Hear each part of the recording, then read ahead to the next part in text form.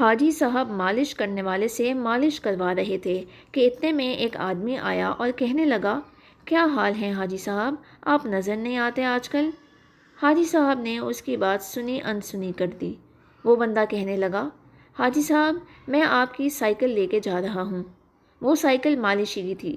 کافی دیر ہو گئی تو مالشی کہنے لگے، حاجی صاحب آپ کا دوست آیا نہیں ابھی تک واپس میری سائیکل لے کر؟ حاجی صاحب بولے، وہ میرا دوست نہیں تھا۔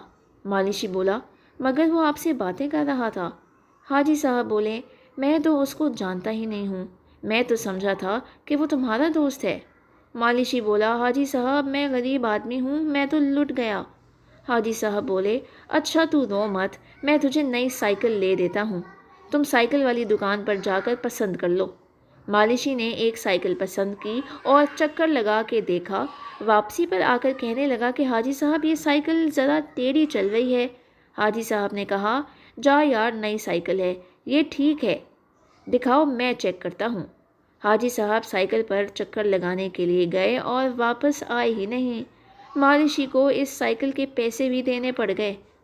آج ایسا ہی حال پاکستانی قوم کے ساتھ ہو رہا ہے۔ ہر نیا آنے والا حاجی کی طرح کر رہا ہے اور قوم مالشی کی طرح بھگت رہی ہے۔